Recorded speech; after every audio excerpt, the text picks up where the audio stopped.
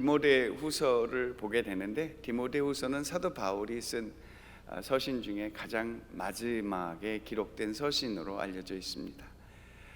그의 죽음이 임박해 있어 이제 얼마 후면 하나님께로 가겠다라는 그의 마음, 지나간 여정, 지나간 인생을 살펴보며 그의 마음속에 하나님에 대한 믿음과 그 부르심과 확신 갖고 이렇게 살아왔음을 담담하게 담대히 고백하는 그런 내용들이 실려져 있습니다. 형식은 디모데라는 그의 제자에게 신앙의 계승을 의뢰하고 이 하나님의 복음이 계속해서 증거되도록 부탁하는 내용입니다만, 또 오늘 읽은 성경과 몇 구절은 그의 인생을 마감하는, 그의 살아왔던 삶, 신앙, 인생을 돌아보는 회고록 같은 부분도 있는 것입니다. 그래서 저는 오늘 이 내용을 가지고 인생의 완성을 위하여, 그 끝이 해피엔딩이 돼야 되지 않겠습니까? 해피엔딩을 위한, 인생의 완성을 위하여 이와 같은 제목으로 은혜를 나누고자 합니다. 9고비를 넘길 때마다 사람들이 자신의 삶, 지나간 10년을 돌아보곤 합니다. 어떤 청년이 이런 노래를 했습니다. 내가 떠나 보낸 것도 아닌데, 내가 떠나온 것도 아닌데, 조금씩 잊혀져 간다. 머물러 있는 사랑인 줄 알았는데 또 하루 멀어져 간다. 매일 이별하며 살고 있구나. 점점 더 멀어져 간다. 머물러 있는 청춘인 줄 알았는데 비어가는 내 가슴 속에 더 아무것도 찾을 수 없네. 계절은 다시 돌아오지만 떠나간 내 사랑은 어디에?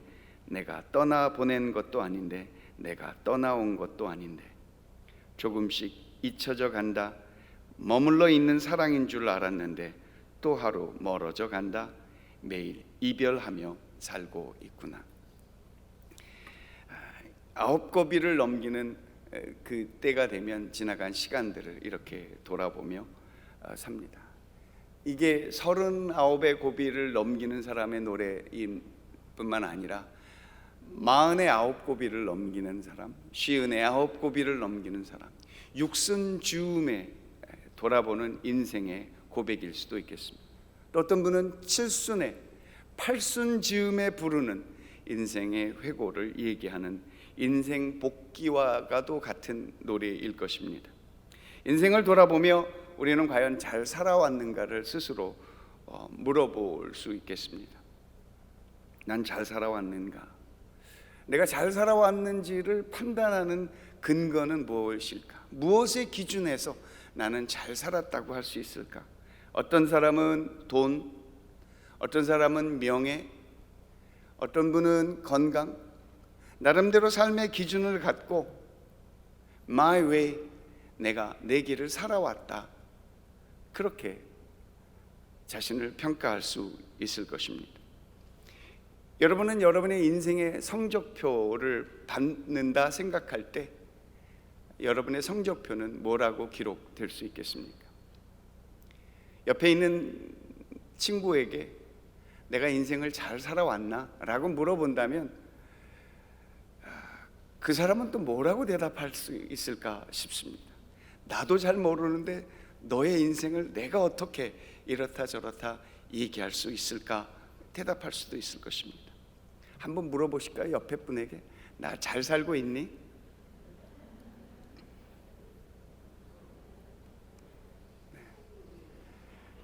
그 질문을 우리 스스로 한번 해보면서 오늘 인생의 완성을 위하여 해야 할, 우리 인생을 돌아보면서 해야 하는 복기를 몇 가지로 살펴보고자 합니다. 내 인생의 첫 번째로 복기를 할 때 내 삶이 실패의 삶이었나 성공의 삶이었나, 그거를 먼저 보게 될 것입니다. 여러분은 여러분의 삶이 지금까지 온 이 시간이 실패의 삶이었다고 생각하십니까? 아니면 성공의 삶이었다고 보십니까? 먼저 삶의 실패와 내 삶에 있었던 과오를 떠올리게 됩니다. 저마다 다 잘들 살아오셨겠지만 잘 살아오셨으니 이 시간까지 생존해서 이렇게 하나님 앞에 예배드리고 계시는 것 아닙니까? 나름대로 잘 살아오셨습니다만 살아온 삶에 이런저런 실패와 과오가 없을 수 없을 것입니다. 베드로는 그의 삶 가운데 정말 씻을 수 없는 아주 처절하고 비참한 실패를 경험했습니다.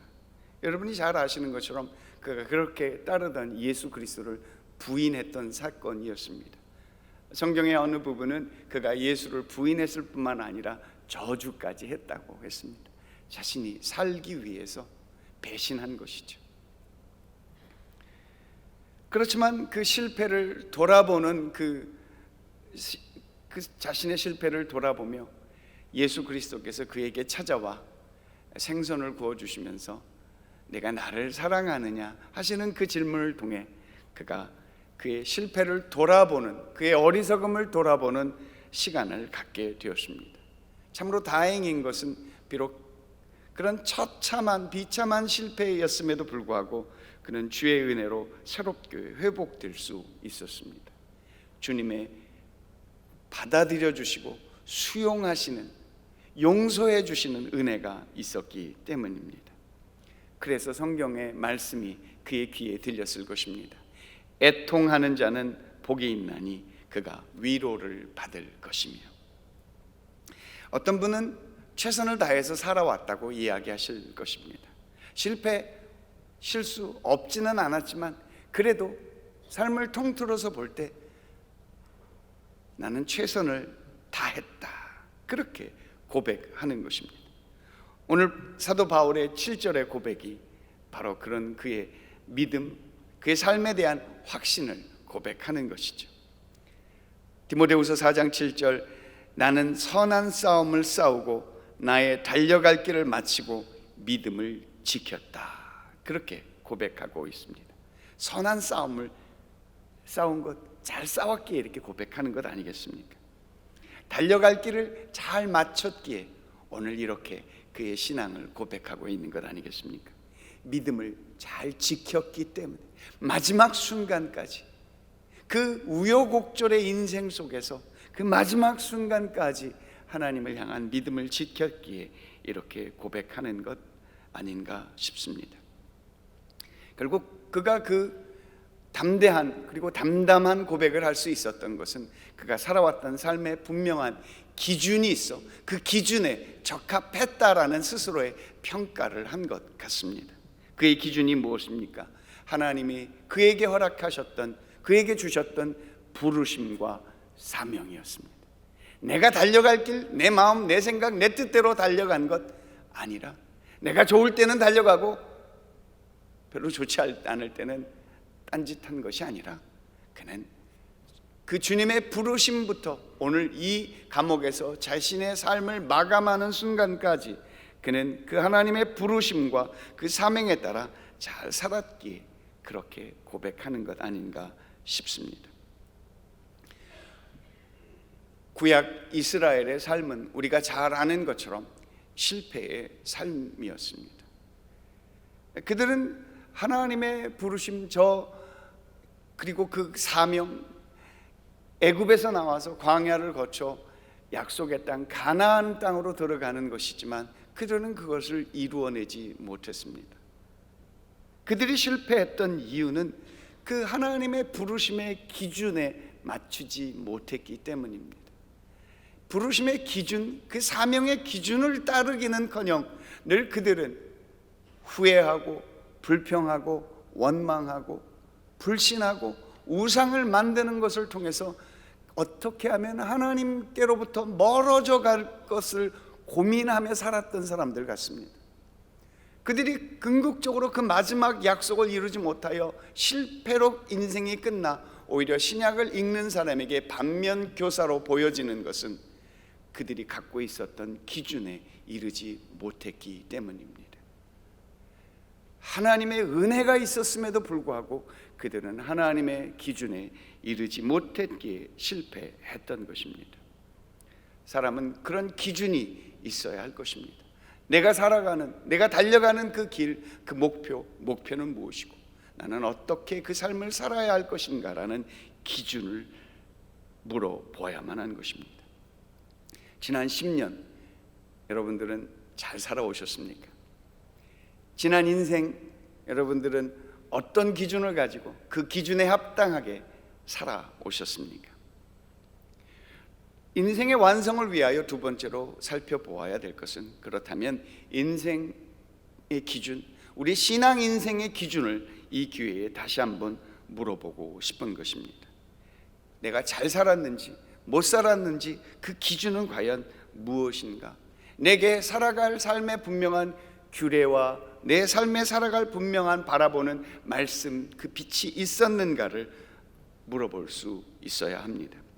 구약 역사를 살펴보면 구약 역사는 좋은 왕들도 있었고 또 나쁜 왕으로 평가되는 사람들도 있었습니다. 물론 여러분이 상상하시다시피 좋은 왕보다는 나쁜 왕들이 훨씬 더 많았습니다. 그런데 이 좋은 왕들과 나쁜 왕들을 구분하는 그 분명한 평가 기준이 있었는데, 그 평가 기준은 바로 야훼 보시기에 정직히 행하였다라는 사실을 기준으로 내세우고 있습니다. 그 기준에 맞는 우시야 왕, 히스기야 왕, 요시야 왕은 그렇게 성경에 좋은 내용으로 삶이 기록되어 있습니다. 그들에 대한 한결같은 평가는 이것이었습니다. 야훼 보시기에 정직하게 행하여 그의 조상 다윗의 길로 걸으며 좌우로 치우치지 아니하였다.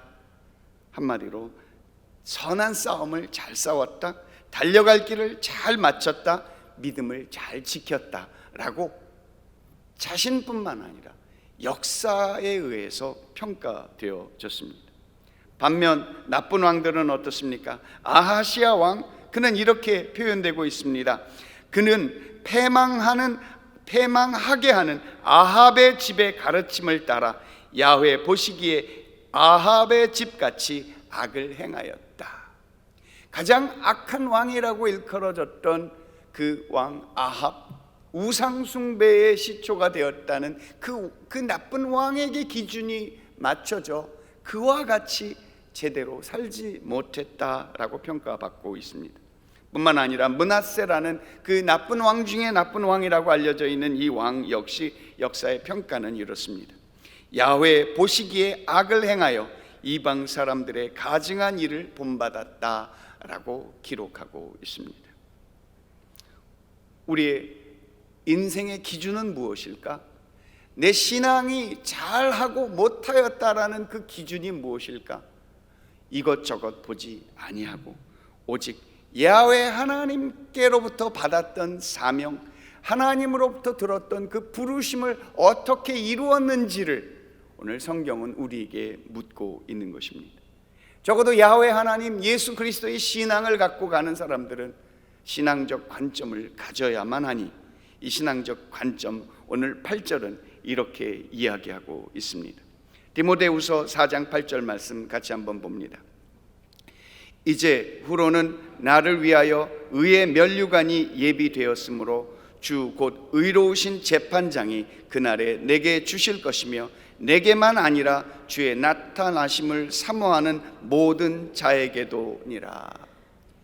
그의 판단 기준은 내 생각, 내 마음, 내 뜻, 내 경험, 내 즐거움, 내 기쁨이 아니라, 내 성취가 아니라 의로운 재판장이 있다고 말씀하십니다. 의로운 재판장은 주님께서 우리에게 주신 말씀에 근거하여 내게 주시는 그 부르심과 사명에 근거하여 나의 삶을 평가하실 것입니다. 잘한 사람은 잘하였다, 착하고 충성된 종으로 불릴 것이고, 의로운 재판장 앞에 서서 제대로 행하지 못했고 선하지도 못했고 달려갈 길도 마치지 못했고 믿음도 지키지 못했다면 악하고 게으른 종이라고 평가를 받아 심판을 받게 될 것입니다.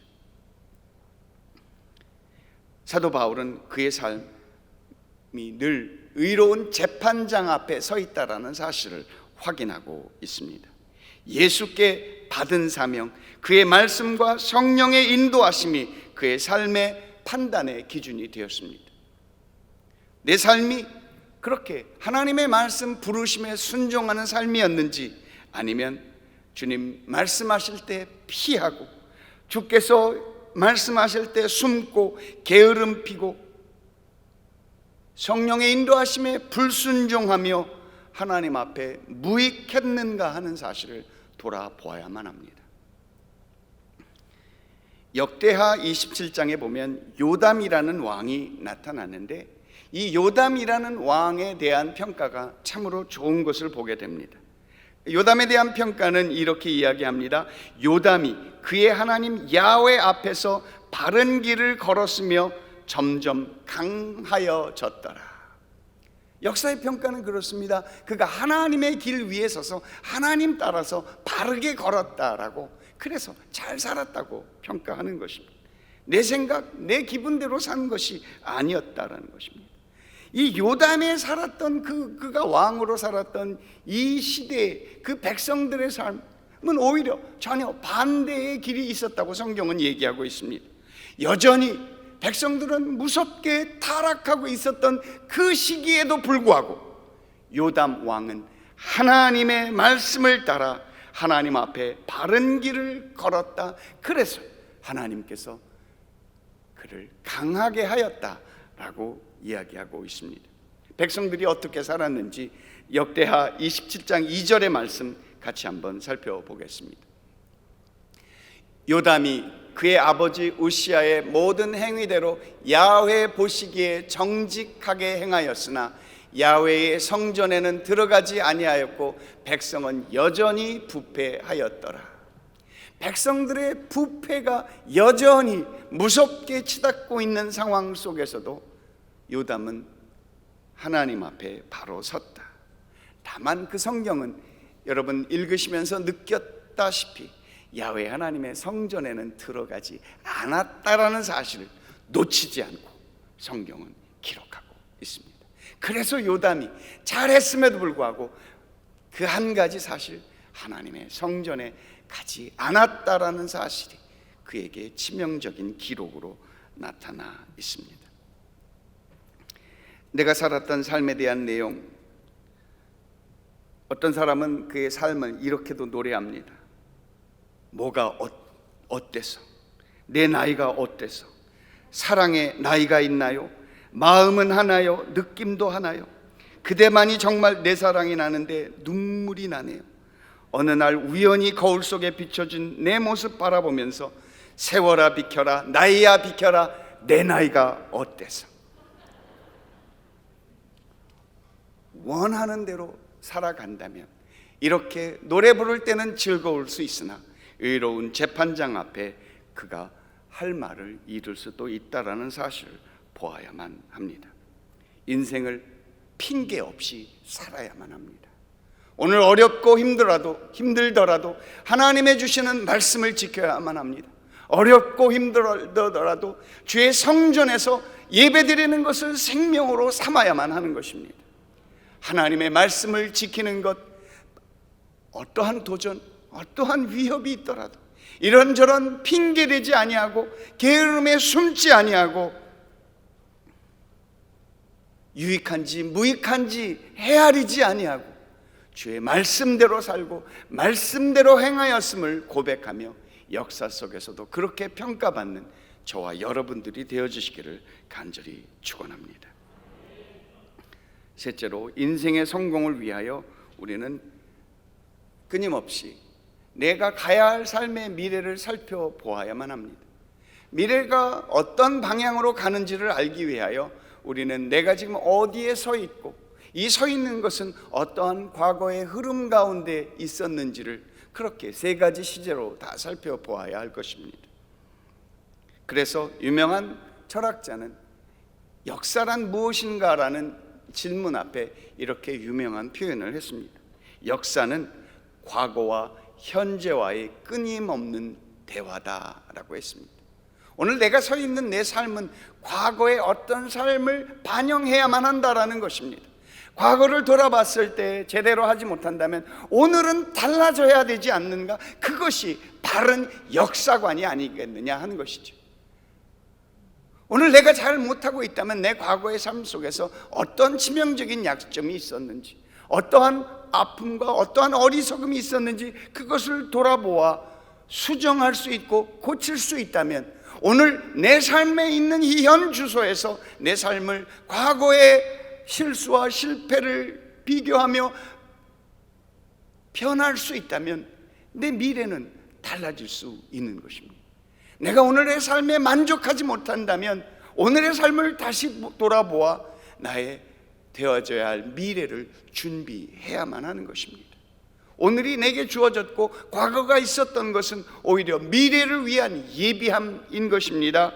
내 마음 내 뜻대로 살지 아니하고 하나님의 뜻대로 살기 위하여, 보다 나은 내일을 위하여 오늘 우리는 우리의 삶의 선택을 돌아보아야만 합니다.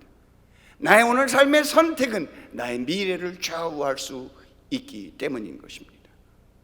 순간의 선택은 10년을 좌우합니다. 금성 텔레비전, 그 유명한 그 광고와 같이 오늘 우리의 선택은 우리의 10년을 좌우하게 될 것입니다. 혹시 과거에 후회함이 있다면 오늘 새로운 기회를 얻을 수 있을 것입니다. 더 이상 실패를 반복하지 못하고 이대로 계속해서 반복하다가는 내 삶이 망할 수 있다는 사실 앞에 우리는 다시 한번 수정하고 또 변화할 수 있는 기회가 주어지는 것입니다. 바둑은 복기가 있다고 합니다. 하수들은 복기에 별로 신경 쓰지 않더라고요. 그렇지만 고수들은 바둑을 두고 나면 반드시 복기를 하는데, 그 복기를 하는 것이 참으로 놀랍습니다. 50수 30수 두는 게 아니라 보통 200수 전후로 두게 되는데 그거를 어떻게 다 기억할까? 물론 기록원이 있어서 잡아주기는 합니다만 대개 고수들은 자신이 둔 그 바둑알 하나하나가 심각한 생각, 아주 중요한 마음의 판단과 결단, 그리고 그 중요한 선택을 통해서 이루어졌기 때문에 그 두었던 바둑을 기억한다고 합니다. 생각하며 의미 있게 둔 돌이라면 기억할 수 있는 것입니다.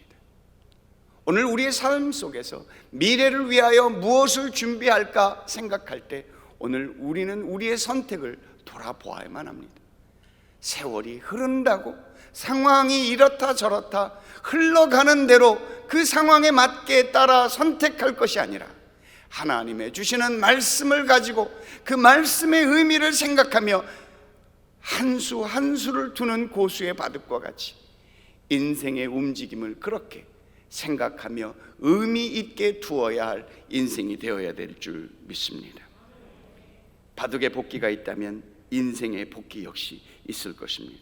얼마나 의미 있는 삶을 살았는지, 혹시나 지금까지 내 삶이 만족하지 못한다면 우리는 다시 출발할 수 있는 그런 은혜가 있음을 믿습니다.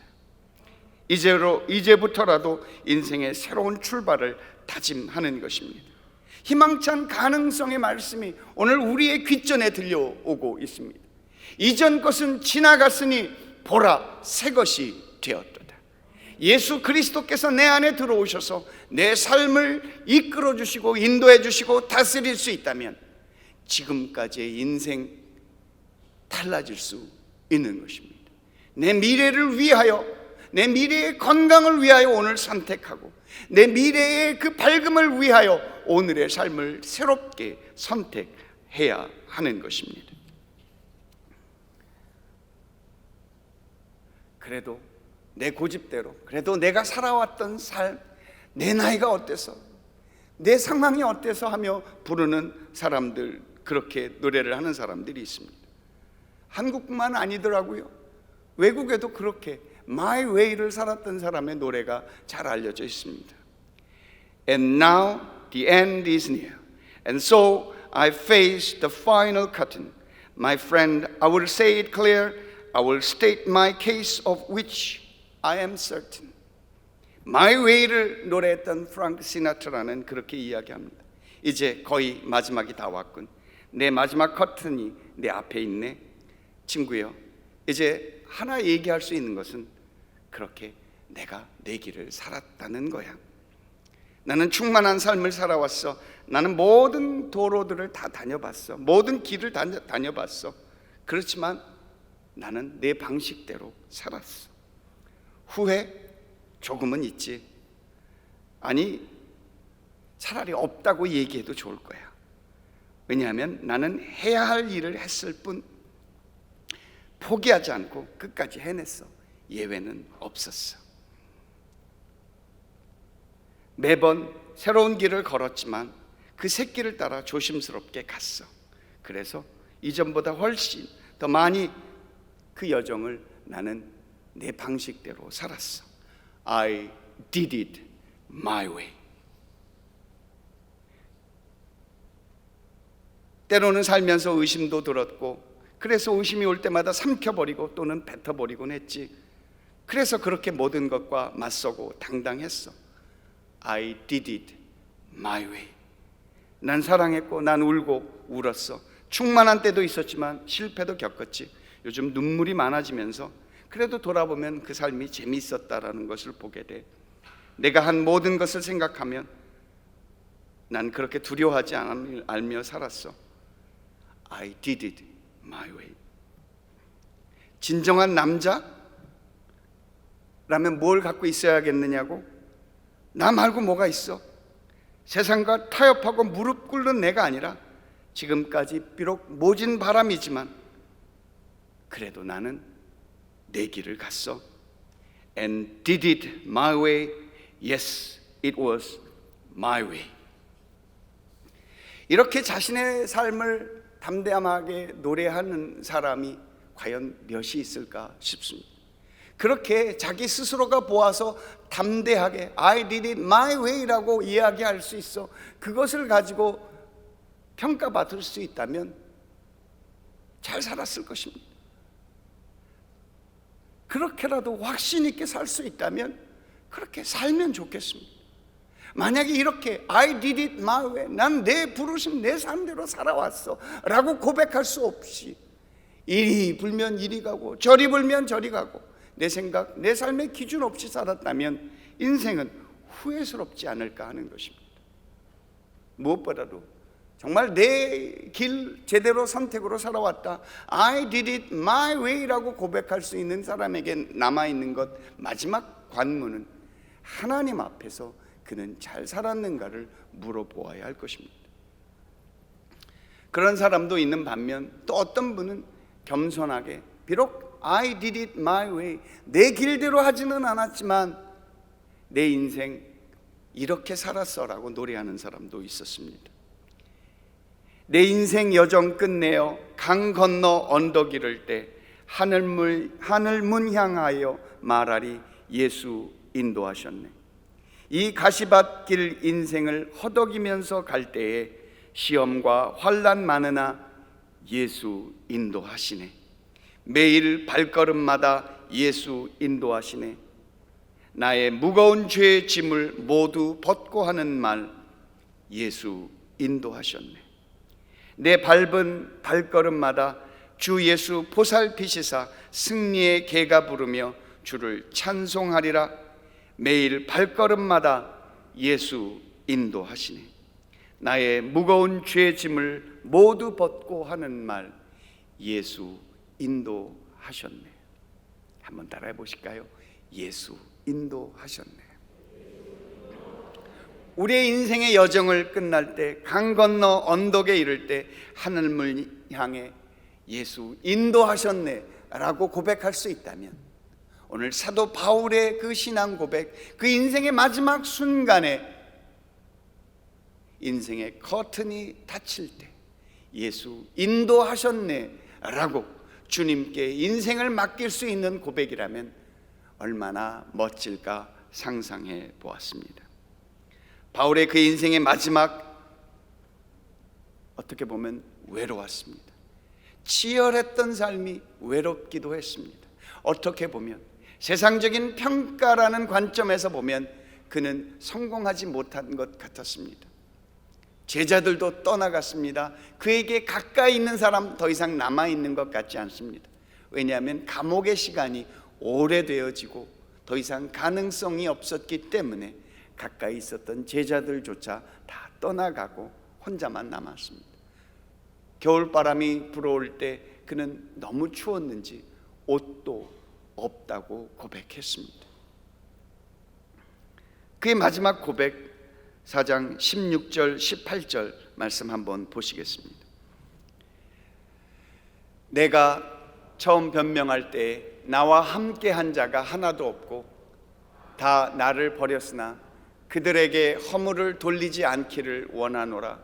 주께서 내 곁에 서서 나에게 힘을 주심은 나로 말미암아 선포된 말씀이 온전히 전파되어 모든 이방인이 듣게 하려 하심이니 내가 사자의 입에서 건짐을 받았느니라.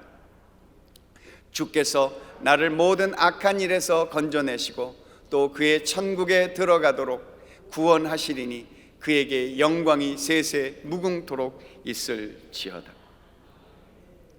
마지막 외롭고 치열했던 삶이었음에도, 그래서 외로움으로 끝나는 것 같은 상황일지라도 그는 한결같이 나의 인생에 부르시고 나의 신앙을 마무리 짓게 하시는 주의 사명이 내게 있으니 나는 그것으로 만족하리라. 왜냐하면 하늘의 영광이 그를 기다리고 있기 때문이라고 고백했던 것입니다. 사랑하는 여러분, 여러분의 신앙, 여러분의 인생의 기준과 판단은 무엇입니까? 오늘 사도 바울은 그의 마지막 고백을 통해서 그의 삶이, 그의 인생이, 그의 신앙이 성취나 환경이 아니라 바로 주 예수 그리스도의 말씀이었고 주님의 위로였고 영광에 대한 믿음이었음을 우리에게 보여주고 있습니다. 우리의 신앙이 이 땅에서만 끝나는 것이 아니라 주 앞에, 의로운 재판장 앞에 다시 서게 될 때, 그때서야 비로소 우리의 삶이 해피였나, 해피엔딩으로 끝날 수 있는가를 그제서야 보게 되리니 사랑하는 여러분, 이 믿음 끝까지 지키시기를 간절히 축원합니다. 혹시 예수 그리스도 없이 사셨다면, 예수 그리스도에 대한 신앙이 없이 지금까지 계셨다면, 혹시 I did it my way로 살아오셨다면 이제 다시 한번 예수 그리스도께서 여러분의 길의 인도자가 되어주시고 예수 인도하셨네 고백할 수 있는 저와 여러분들이 되어주시기를 주의 이름으로 축원합니다.